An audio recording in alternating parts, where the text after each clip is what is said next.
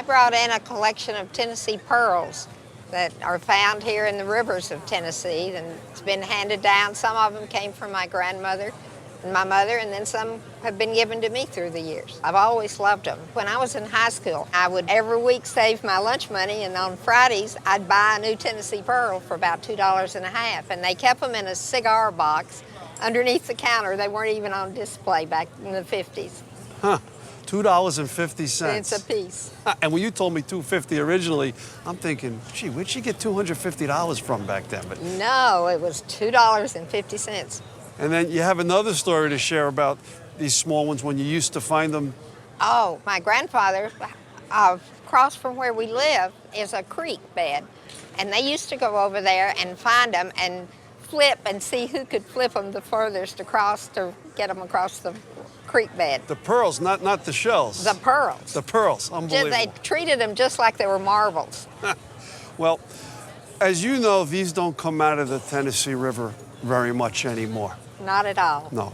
After the Tennessee Valley Authority built the dam and everything, the mussels started to disappear, right? Yes. Back in the day, I don't know if you remember as a kid, these mussels were everywhere, right? Yes, the rivers were full of them here in Knoxville. I mean, would they literally be there when you were swimming? Or in the banks as you were walking along. You could see them back in the 40s and when I was a child. Typically, this is the size you find. Oh, yes. You know, some people say they almost look like teeth. Mm-hmm. Of course, with these, as they get larger, they get to be more expensive. Right. But also, sometimes they can get very large like this, and they get very Baroque, and they get all different kinds of colors. They're Yes. beautiful, but they're not necessarily more money. Right. Now, this one's extra special to you right here. Oh, that one is my high school graduation from my parents. Mother and Daddy gave me that. Oh, that's beautiful. That was the first pink one I ever saw. Now, that's interesting. You said pink, because while we're looking at them, they come in all different colors and hues. Right. And pink is rather desirable, well, what we sometimes call rosé. Yes. And also, we have this nice one in the center. Oh, it has a special meaning. It used to be on a bar, but the reason it's off is when my daughter Maxie got married, we took it off and sewed it in the top of her wedding dress in the V. Oh, how So sweet.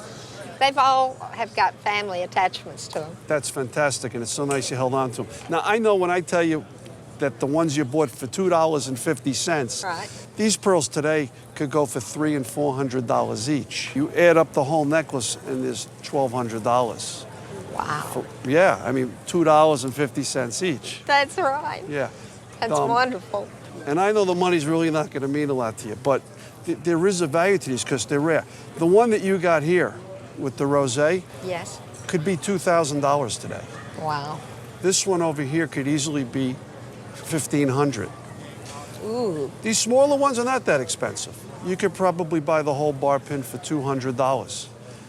And one like this, as big as it is, it's fun, but it's a $1,000 pearl. Now, there's another $500 in the gold and everything around it, but we're kind of concentrating on the pearls. But when you look at the collection, there's $6,500 here, you know, at auction for something like this.